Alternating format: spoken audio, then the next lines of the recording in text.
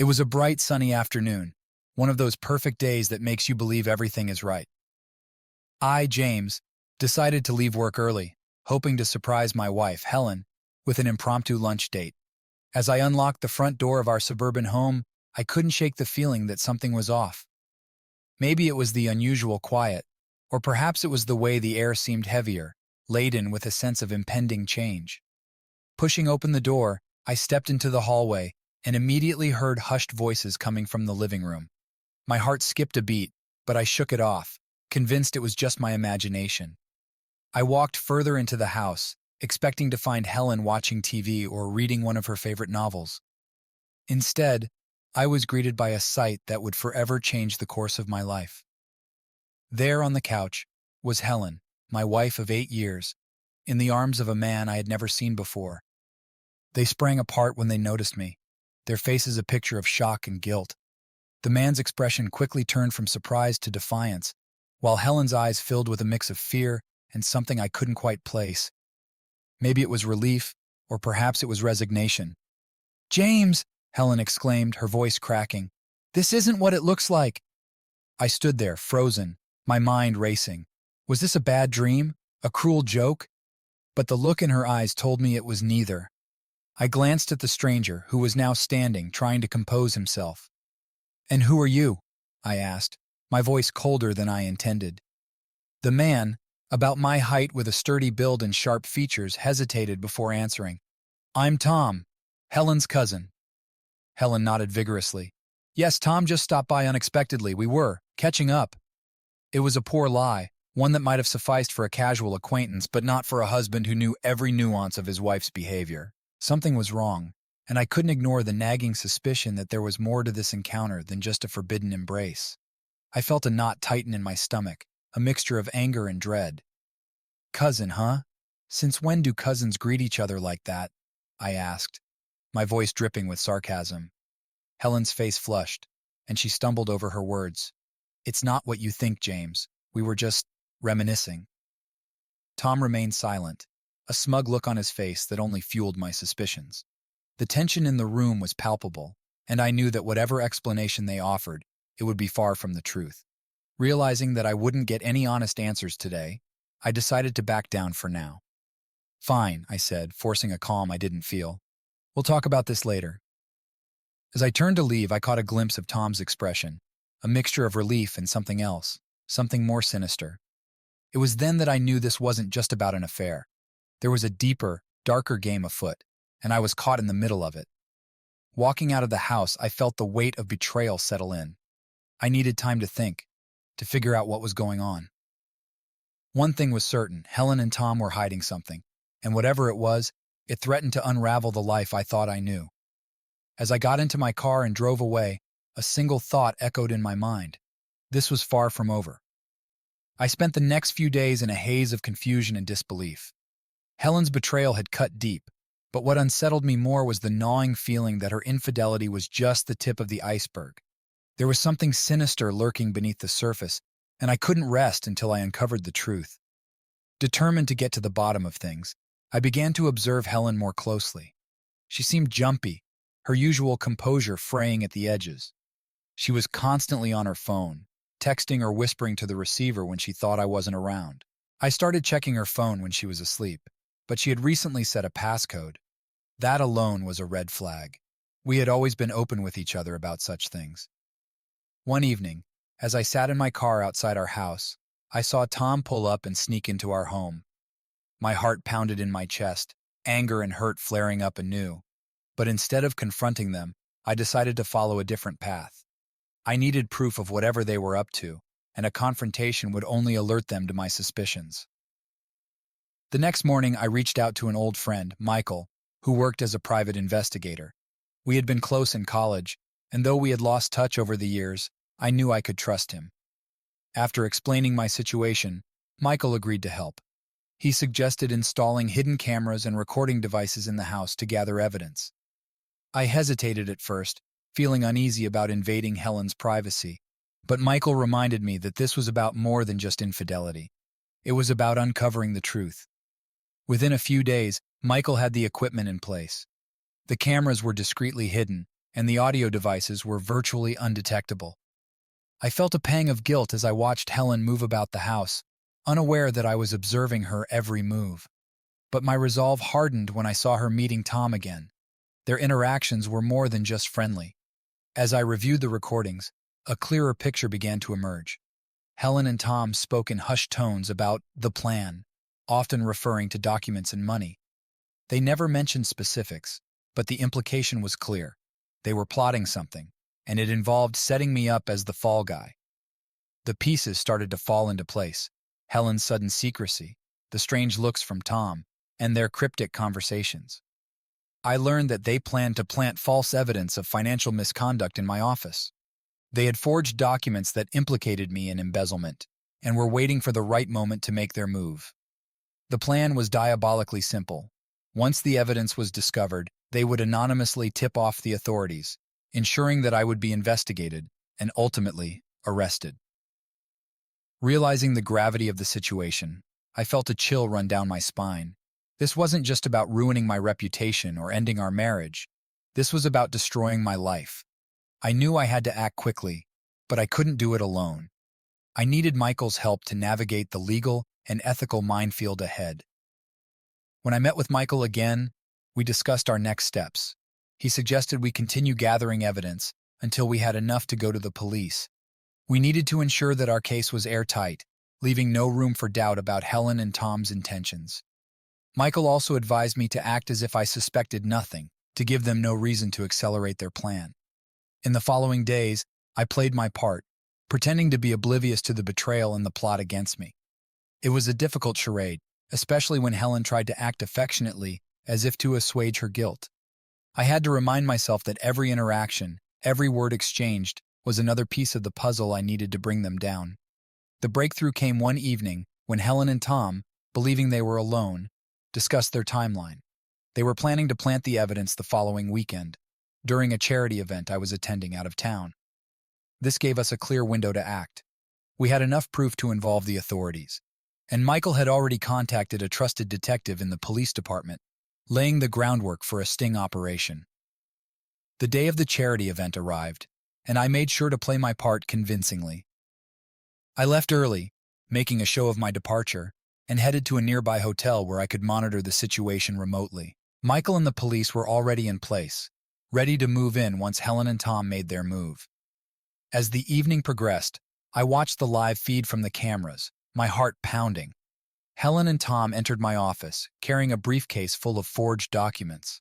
They spent nearly an hour arranging everything, making sure that the evidence was perfectly placed to incriminate me.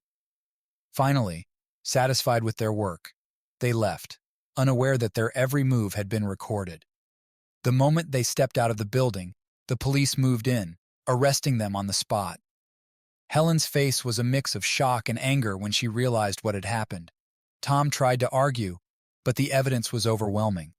As they were led away, I felt a mix of emotions, relief, sadness, and a deep sense of betrayal. Back at the hotel, I sat down trying to process everything. Helen, the woman I had loved and trusted, had tried to destroy me. Tom, a stranger, had been her accomplice in this twisted scheme. It was hard to reconcile the person I thought I knew with the one who had plotted against me. Later, as I spoke with Michael and the police, I learned that Tom had a history of financial fraud.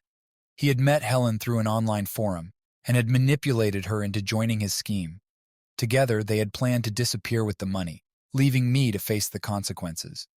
It was a shocking revelation, but it also brought a sense of closure. I realized that this wasn't just about me. Helen had been a willing participant, but she was also a victim of Tom's manipulation. As the night wore on, I knew that the road ahead would be difficult. There would be legal battles, public scrutiny, and the painful task of rebuilding my life. But for now, I felt a sense of peace. The truth was out, and justice would be served. The days following Helen and Tom's arrest were a whirlwind of legal proceedings, media scrutiny, and emotional upheaval. News of the scandal spread quickly, and my life became an open book. The story of a seemingly perfect marriage unraveling in a web of deceit and betrayal was too sensational to ignore. I found myself at the center of a media storm, with reporters hounding me for interviews and details. Amid the chaos, I had to navigate the legal process. The police had gathered substantial evidence against Helen and Tom, thanks in large part to the recordings Michael and I had collected. Charges of conspiracy, fraud, and forgery were filed against them, and the case was solid. My legal team assured me that the likelihood of a conviction was high, but I couldn't shake the feeling of dread that lingered over me. Despite the clear evidence of their guilt, Helen and Tom both pleaded not guilty. Their defense hinged on a narrative of manipulation and coercion. Helen's lawyer painted her as a vulnerable woman, seduced and manipulated by Tom into committing acts she would never have considered on her own. They claimed that Tom had preyed on her insecurities and fears, using them to control her actions. It was a strategy designed to garner sympathy and shift some of the blame away from her. Tom, on the other hand, maintained that he was merely an accessory, following Helen's lead. His defense argued that he had been drawn into the scheme by Helen's insistence, and that he had no real understanding of the consequences. It was a tangled mess of accusations and counter-accusations, each trying to outmaneuver the other. As the trial date approached, I was advised to keep a low profile and avoid speaking to the media. My lawyer emphasized the importance of maintaining a dignified silence, letting the evidence speak for itself. It was a frustrating position to be in, wanting to defend myself publicly, but knowing that anything I said could be used against me in court. The media, eager for a dramatic story, speculated endlessly about my role in the whole affair. Some questioned how I could have been so unaware of my wife's actions, while others portrayed me as a victim, blindsided by a cunning plot. In the quiet moments between court appearances and legal meetings, I found myself reflecting on my relationship with Helen. How had things gone so wrong? The woman I had married was kind, intelligent, and loving, or so I thought. As I sifted through the memories, I started to see the cracks that had been there all along, the moments of doubt and unease that I had brushed aside. Perhaps I had been too trusting, too eager to believe in the facade we had created together. One day, as I sat in my lawyer's office, I received a call from Helen's attorney. They wanted to discuss a plea deal. The offer was simple. If Helen agreed to testify against Tom and accept a lesser charge, she would receive a reduced sentence. It was a tempting offer, one that could save her years of prison time. But it also meant admitting her guilt and accepting responsibility for her actions. I was torn. Part of me wanted to see her punished to the fullest extent of the law, to pay for the pain and humiliation she had caused. But another part of me, the part that had loved her, still felt a pang of compassion. Could she have been manipulated, as her defense claimed? Was she truly a victim, or was this just another attempt to evade accountability? After a long discussion with my lawyer, I decided to support the plea deal. It wasn't an easy decision, but I realized that dragging the case through a lengthy trial would only prolong the ordeal for everyone involved, including myself. Helen's testimony could be crucial in ensuring a conviction for Tom, who had masterminded the scheme. It felt like the right thing to do, even if it didn't bring the satisfaction of seeing justice fully served. The plea deal was accepted and Helen agreed to testify. Her confession was a mix of remorse and self-pity, painting a picture of a woman caught in a web of lies and deceit. She spoke of her regrets, her fear of losing everything, and how she had felt trapped in a situation spiraling out of control. It was a performance, carefully crafted to elicit sympathy, but it did little to change the facts. She had betrayed me, and there was no going back. Tom, however, showed no remorse. He maintained his innocence, insisting that he had been a pawn in Helen's game. The jury saw through his lies, and he was convicted on multiple counts of fraud and conspiracy. He received a lengthy prison sentence, one that would keep him behind bars for many years. Helen's sentence was lighter thanks to her cooperation and the plea deal. She was sentenced to a few years in prison, followed by probation. It was a bittersweet outcome, justice, but not the complete vindication I had hoped for. As the final gavel fell, signaling the end of the trial, I felt a strange mix of relief and emptiness. The ordeal was over, but the scars it left would take much longer to heal. In the weeks that followed, I tried to pick up the pieces of my life. The house felt emptier, the silence more profound. Friends and colleagues reached out, offering support and condolences, but I found it hard to face them. The shame and embarrassment lingered, a constant reminder of the betrayal I had suffered. I threw myself into work, trying to regain a sense of normalcy. But it was a slow and painful process. One evening, as I sat alone in the house, I received a letter from Helen. It was brief, a few lines scrawled hastily on paper. She apologized for everything, for the lies, the deceit, and the pain she had caused. She claimed to have loved me, even as she betrayed me and asked for my forgiveness. I read the letter several times, trying to make sense of it. Could I forgive her? Did I even want to? In the end, I realized that forgiveness wasn't about her. It was about me. Holding on to anger and resentment would only prolong my suffering. So I put the letter away, resolving to move forward. It wouldn't be easy, and the path ahead was uncertain, but it was a step toward healing. As the summer waned and the leaves began to turn, I found a strange sense of peace. The past was behind me, and though the wounds were still fresh, they would heal in time. The future was uncertain, but it was mine to shape. And for the first time in a long while, I felt hopeful. The fallout from the trial left me grappling with a mix of relief, sadness, and uncertainty. Helen's betrayal had not only shaken my trust in her, but also in my ability to judge her character. I questioned my instincts and decisions, wondering how I could have missed the signs. The weeks that followed were filled with introspection and an attempt to rebuild my shattered life. One morning, as I sat in my kitchen staring at the remnants of a cold cup of coffee, my phone rang. It was Michael, the private investigator who had been instrumental in uncovering the truth about Helen and Tom. "James, how are you holding up?" Michael's voice was warm and concerned. "I'm managing," I replied, though managing felt like an overstatement, just trying to figure out what's next. "I understand. Listen, I wanted to check in and see if you needed anything. It's a tough road ahead, but you're not alone." "I appreciate that, Michael," I said, feeling a surge of gratitude. "You've done so much already." "Well, if you ever want to talk or need help with anything, just let me know. Sometimes it helps to have a sounding board." We ended the call, and I felt a bit lighter. Michael's support was a reminder that not everyone in my life was out to deceive me. However, rebuilding trust wasn't going to be easy. The experience with Helen had left me wary, second-guessing the intentions of those around me. Even simple interactions with friends and colleagues felt strained, tainted by a newfound skepticism. Determined to regain some semblance of normalcy, I decided to focus on my work. My job at the architecture firm had been my refuge during the turmoil, a place where I could immerse myself in design and creativity.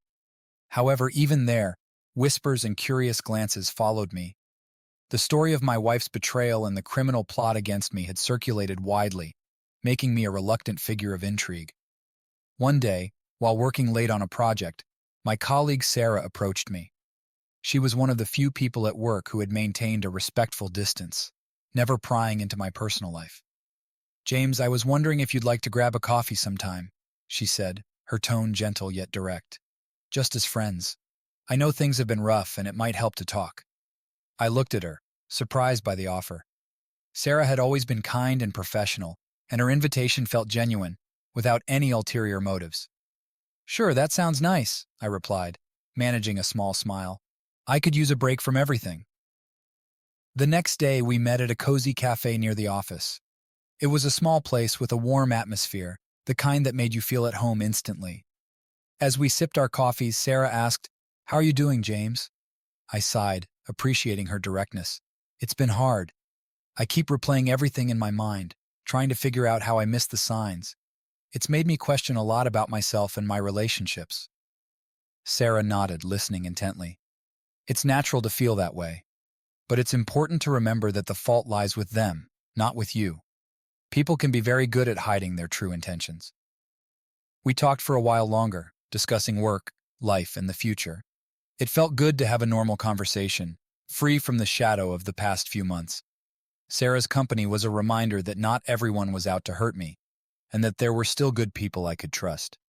As the weeks went by, I continued to rebuild my life. I reconnected with old friends, resumed hobbies I had neglected, and even started seeing a therapist to help process my emotions.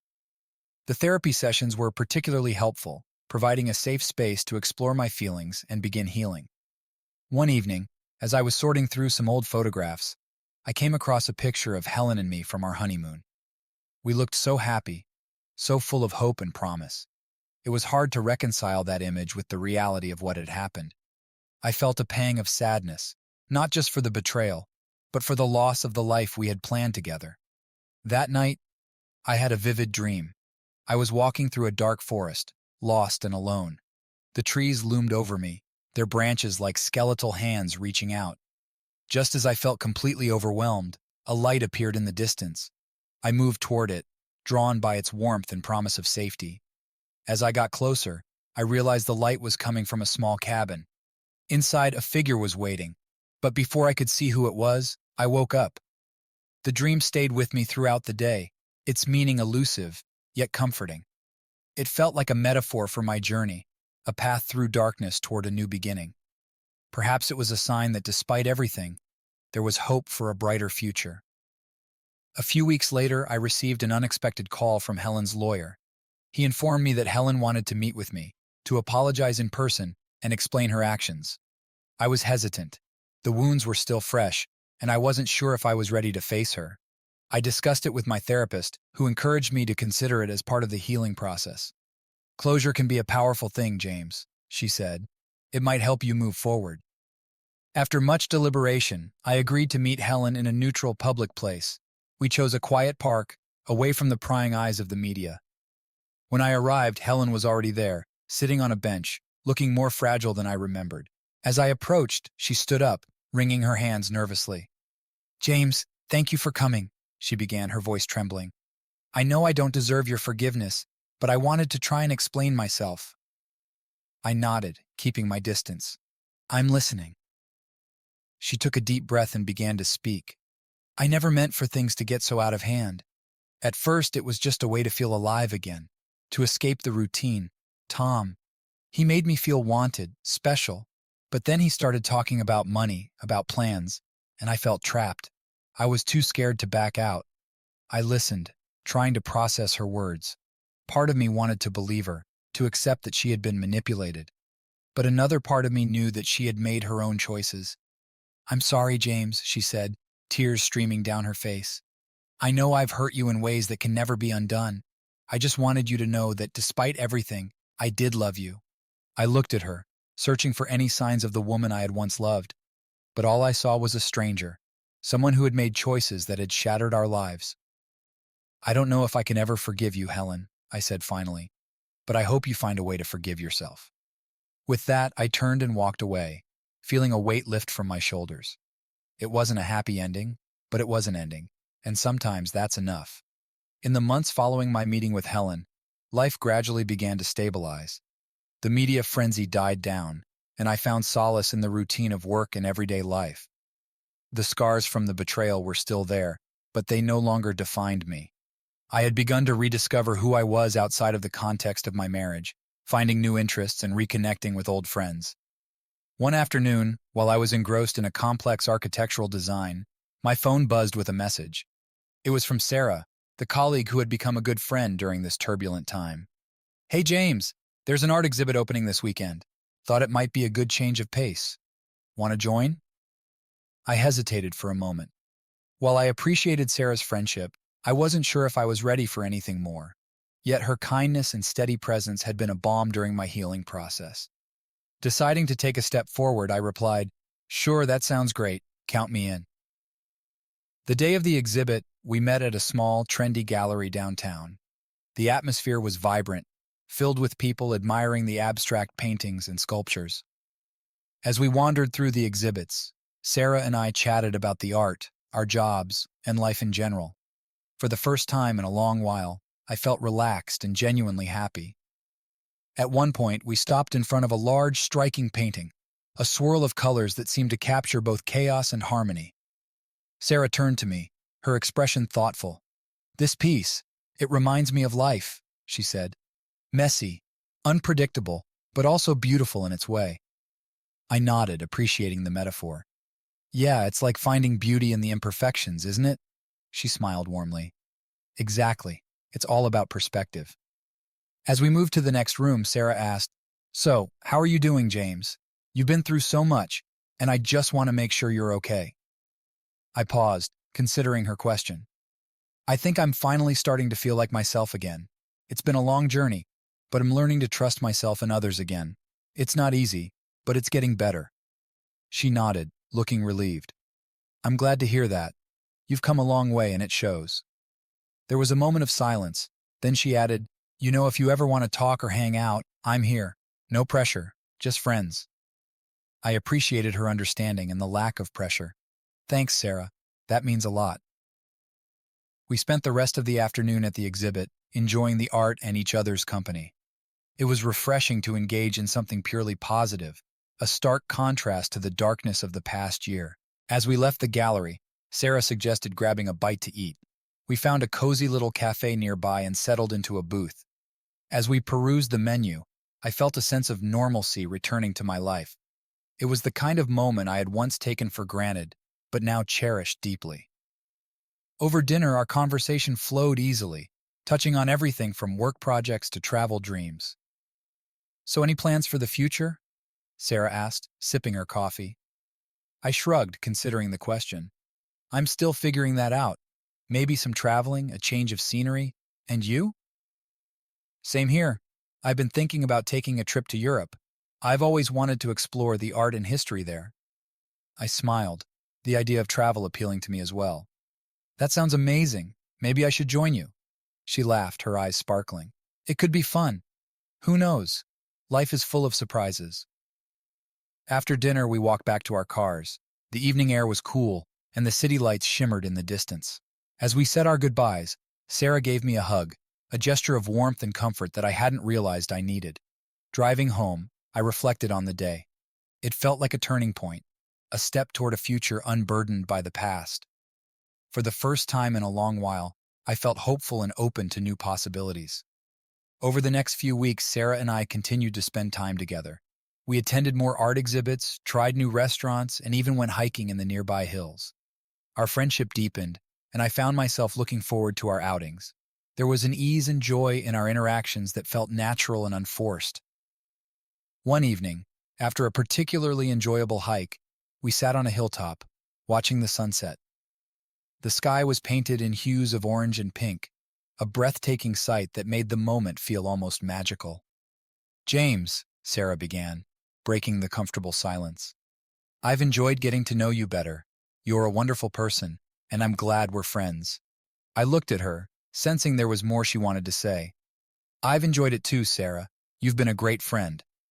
She hesitated, then continued, I want you to know that if you're ever ready for more, I'd like that. But if not, that's okay too. I value our friendship and don't want to push you into anything." Her honesty and openness touched me. I had been cautious, afraid to open my heart again, but Sarah's gentle patience and genuine care had slowly begun to melt my defenses. "Thank you, Sarah," I said, my voice soft. "That means a lot to me. I care about you too, and I want to take things one step at a time. Let's just see where this goes." She smiled, a look of relief and understanding in her eyes. "That sounds perfect." As the sun dipped below the horizon, I felt a sense of peace settle over me. The past would always be a part of me, but it didn't have to define my future. With Sarah by my side, I felt ready to embrace whatever lay ahead. In the following months, Sarah and I continued to grow closer. Our friendship blossomed into something deeper, a relationship built on mutual respect, understanding, and genuine affection. It was a gradual, natural progression, without the rush or pressure that had characterized past relationships. We took our time, enjoying each other's company and supporting one another. One evening, as we strolled through a quiet park, Sarah slipped her hand into mine. It was a simple gesture, but it felt momentous. I squeezed her hand gently, a silent acknowledgement of the bond we were building. As we sat on a bench, watching the stars emerge in the night sky, Sarah rested her head on my shoulder. "You know," she murmured, "I think we're going to be okay." I nodded, a smile spreading across my face. "Yeah, I think so too." At that moment, I realized that I had found something truly special, a relationship grounded in honesty, trust, and genuine connection. It wasn't just about healing from the past. It was about building a future full of possibilities. As we sat there, surrounded by the quiet beauty of the night, I felt a profound sense of gratitude. For the lessons learned, for the strength to move forward, and for the chance to find happiness again. The journey had been long and difficult, but it had led me to a place of peace and hope. And as I looked at Sarah, I knew that this was just the beginning of a new chapter in my life, a chapter filled with love, laughter, and endless possibilities. As the seasons changed, so did my life. The warmth of summer gave way to the crisp air of autumn, and with it came a sense of renewal. Sarah and I had grown closer, our bond deepening into a relationship that felt both exciting and comforting. It was a time of new beginnings, of healing, and of looking forward to the future with optimism. One weekend, Sarah and I decided to take a trip to a small, picturesque town by the coast. It was a place known for its charming bed and breakfasts, cozy cafes, and stunning ocean views. We had been talking about getting away from the city for a while, and this seemed like the perfect opportunity. As we drove along the winding coastal road, the sea breeze filled the car, carrying with it a sense of adventure. Sarah looked over at me, her eyes sparkling with excitement. "This is going to be amazing," she said, her voice filled with anticipation. I nodded, smiling at her enthusiasm. "Yeah, I think we both need this." When we arrived at the town, we checked into a quaint bed and breakfast nestled on a cliff overlooking the ocean. The place was charming, with a warm, welcoming atmosphere that immediately put us at ease. Our room had a balcony with a breathtaking view of the sea, and we spent the first afternoon just sitting there, watching the waves crash against the shore. That evening, we decided to explore the town. As we wandered through the narrow cobblestone streets, we stumbled upon a small art gallery. Intrigued, we went inside to find a collection of local artists' work, including paintings, sculptures, and handcrafted jewelry. One painting caught my eye, a vibrant landscape of the coast, capturing the rugged beauty of the cliffs and the endless expanse of the ocean. "It's beautiful, isn't it?" Sarah said, coming up beside me. "Yeah," I agreed, captivated by the artwork. "It reminds me of this place, wild and free, but also peaceful." She smiled, linking her arm with mine. "Just like us." We spent the next few days exploring the area, hiking along the coastal trails, and enjoying leisurely meals at charming seaside cafes. The time away was exactly what we needed, a chance to relax, reconnect, and create new memories together. As we walked along the beach one evening, the setting sun casting a golden glow over the water, Sarah turned to me with a thoughtful expression. "James, I've been thinking a lot about us," she began, her voice soft but steady, "about what we have and what we want for the future." I looked at her, sensing the importance of the moment. "Me too," I replied, encouraging her to continue. She took a deep breath, her eyes meeting mine with a mixture of vulnerability and determination. "I want to build a life with you, James, a life where we can support each other, grow together, and create something beautiful. I know we've both been through a lot, and I don't want to rush into anything, but I just wanted you to know how I feel." Her words touched me deeply, and I felt a swell of emotion rise within me. I took her hands in mine, looking into her eyes. "Sarah, I feel the same way. You've been a light in my life, helping me find my way through the darkness. I want to build a future with you too, one step at a time." She smiled, her eyes brimming with tears of happiness. "I'm so glad you feel that way." We stood there for a moment, wrapped in each other's arms, the sound of the waves providing a soothing backdrop to our conversation. It was a simple yet profound moment, a declaration of love and a commitment to the journey ahead. As we walked back to the bed and breakfast, hand in hand, I felt a sense of contentment and hope. For the first time in a long while, I felt like I was exactly where I was meant to be. The pain of the past was still there, but it no longer defined me. I had found someone who understood me, who had seen me at my worst, and still chose to stay. And that was a gift I cherished deeply. Over the next few months, Sarah and I continued to nurture our relationship. We faced challenges and uncertainties, but we did so together, with honesty and compassion. Our bond grew stronger, grounded in trust and mutual respect. One evening, as we sat on the balcony of her apartment, watching the city lights twinkle in the distance, Sarah turned to me with a playful grin. "You know, James, we've been talking about traveling for a while now. How about we finally make it happen?" I raised an eyebrow, intrigued. "What did you have in mind?" "Well, I've always wanted to see Europe," she said, her eyes lighting up with excitement. "We could start with a few weeks in Italy, explore the art, the history, the food, then maybe head to France, visit the countryside, and end in Paris. The idea was enticing, a perfect blend of adventure and romance. That sounds incredible, I agreed, feeling a surge of excitement. Let's do it. Over the next few weeks, we planned our trip, booking flights and accommodations and mapping out our itinerary. It felt exhilarating to have something to look forward to, a shared dream that was finally becoming a reality. As our departure date approached, I reflected on how far I had come. The journey had been difficult, marked by pain and loss, but it had also been transformative. I had learned to trust again, to open my heart to new possibilities, and to embrace the unknown with courage and hope. The night before our flight, Sarah and I sat together, looking over our plans and dreaming about the adventures that awaited us. She leaned her head on my shoulder, her voice filled with contentment. "I can't believe we're finally doing this," she said softly. "It feels like a new beginning." "It is," I replied, wrapping my arm around her. "A new chapter, full of possibilities." The next morning we boarded the plane, our hearts filled with excitement and anticipation. As the aircraft lifted off, I looked out the window, watching the city shrink below us. It felt symbolic, leaving behind the past and soaring toward a new horizon. Our journey through Europe was everything we had hoped for and more. We marveled at the art and architecture of Italy, savored delicious cuisine, and wandered through ancient streets steeped in history. In France, we explored the idyllic countryside, enjoying quiet moments in picturesque villages. And in Paris, the city of lights, we stood together at the top of the Eiffel Tower, looking out over the twinkling cityscape. As we gazed at the view, Sarah turned to me, her eyes reflecting the lights of the city. "This is perfect," she whispered, her voice filled with wonder. "I can't imagine being here with anyone else." I smiled, feeling the same way. "Neither can I." We stood there for a while, taking in the beauty of the moment. It was a culmination of our journey, a celebration of love, resilience, and the endless possibilities that lay ahead. Returning home, we felt renewed and inspired, ready to embrace the future with open hearts. We moved in together, creating a home filled with laughter, love, and cherished memories. Our relationship continued to grow, built on a foundation of trust, understanding, and unwavering support.